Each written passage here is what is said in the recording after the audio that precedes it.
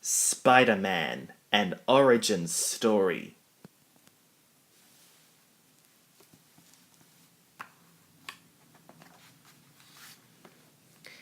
Have you ever felt lonely, sad, powerless? Peter Parker felt that way every day. He was a student at Midtown High. Some of the other kids at school didn't understand why Peter enjoyed the things he did. And sometimes when kids don't understand something, they can act cruelly.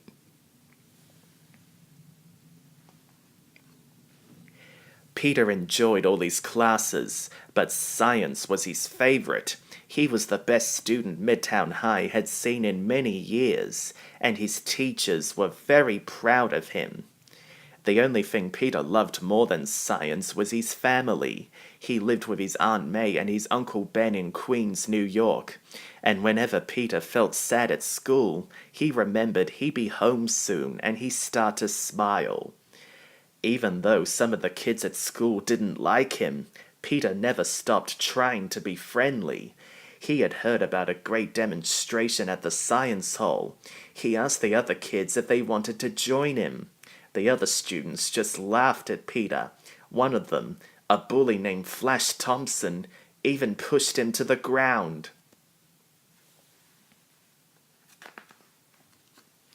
The other students just jeered at him. Peter picked up his books and walked away. By the time Peter arrived at the science hall, he had forgotten all about his classmates' cruel actions. All he could think about was the experiment. He couldn't wait to see how the scientists would control a radioactive wave. The rays were ready. Peter eagerly looked on, but so did something else. The demonstration was about to begin. Peter was awed by the experiment. He was thrilled to be there in the company of such brilliant scientists. He wanted to be just like them, smart, talented, amazing. Everyone was so fascinated that no one noticed when something unplanned occurred. A spider descended between the rays just as they were activated. And as the radioactive spider fell, dying, it bit the nearest living thing, which happened to be Peter Parker. As soon as he was bitten, Peter felt weak and tired. The room began to spin. The scientists noticed that Peter looked ill and they offered to help him. But Peter just wanted to get out of the dark laboratory and into the fresh air. Peter felt a sudden peculiar tingling in his head. It was an itching, urging, nagging feeling. The only thing he understood about it was that he was meant to react, to do something. So he did. Peter was sure he was dreaming. He couldn't really be climbing up a wall. Nobody could do that. When he reached the roof, he grabbed onto a chimney and crushed it. He didn't have that kind of strength. Peter felt the tingly feeling again. This time it gave him the urge to spring, and so he jumped from one tall roof to another. And when he wanted to go back down to the street, the same strange feeling told him the easiest way to get there was to climb down a clothesline. Peter stared at himself in amazement. How could this be happening? Then Peter realized he had started feeling different right after being bitten by that spider in the lab. Somehow the experiment must have affected the dying creature, and when it bit Peter, it transferred its power to him. As he wandered home, amazed and half-dazed, a sign outside an old wrestling theater caught his eye. It would be the perfect way to test all of his newfound abilities.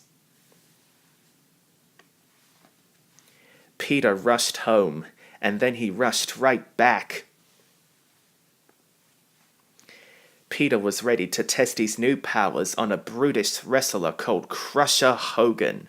Peter wore a disguise so that no one would make fun of him if his plan didn't work.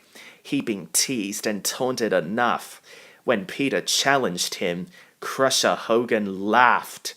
But Crusher soon found that he was very wrong to do so. Peter was paid well for the victory. A man in the crowd even asked him if he wanted to be on TV. Things finally seemed to be going right for Peter. Plus, Peter had his Aunt May and Uncle Ben at home. They were still doing everything they could to make him happy. His uncle had even saved up for a special microscope that Peter had wanted. With his new microscope, Peter's experiments would be better than ever. Uncle Ben reminded him that knowledge and science were power, and Uncle Ben told Peter, "With great power comes great responsibility." Peter was too excited to settle down. He used his new microscope, his chemistry set, and his knowledge of science to create a very special fluid. It had the strength and stickiness of a spider's silk.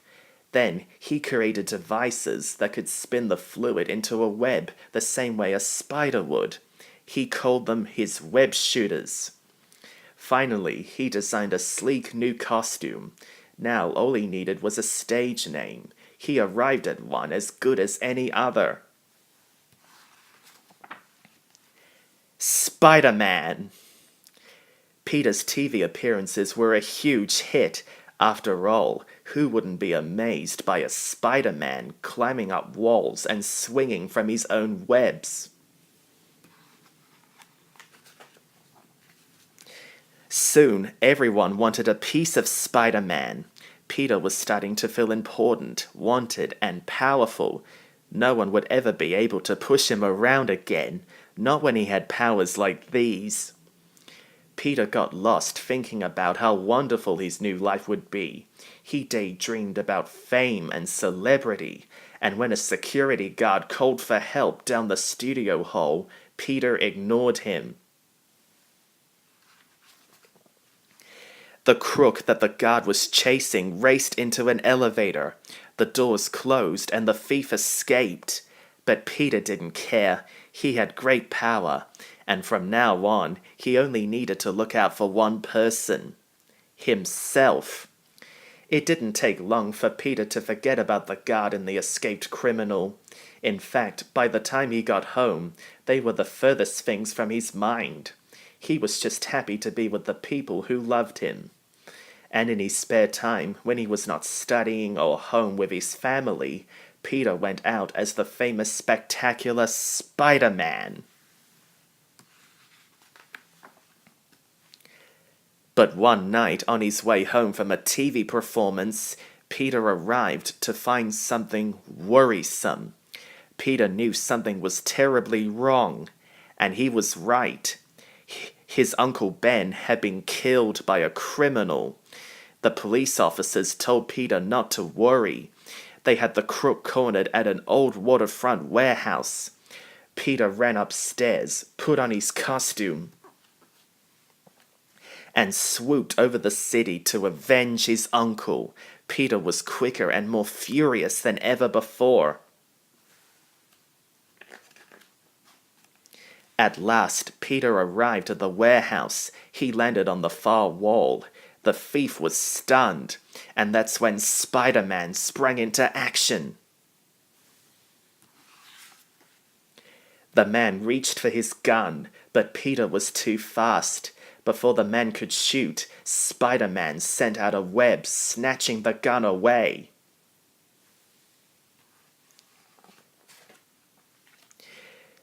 The crook's hat flew from his head, and Peter finally got a good look at him. Peter felt a heavy weight in his chest. It couldn't be, but it was. The man who had killed his uncle was the same man he allowed to escape into the elevator at the studio. If only Peter had stopped him then, if only he had not acted so selfishly.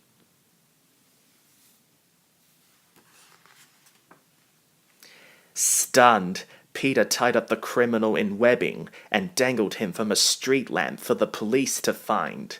The most Peter could do now was prevent him from hurting anyone else. Through the haze of his grief, Peter realized something. He had not chosen these abilities, but it was his obligation to use them for good. It was not about money or fame or any of the other rewards his power could give him. He had finally realized that what his Uncle Ben had told him was true. With great power comes great responsibility.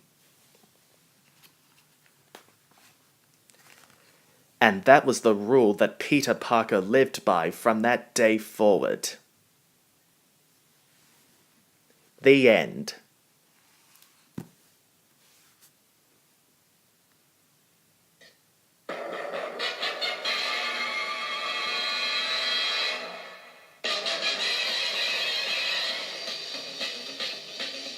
Spider-Man, Spider-Man, does whatever a spider can. Spins a web any size, catches thieves just like flies. Look out, here comes the Spider-Man.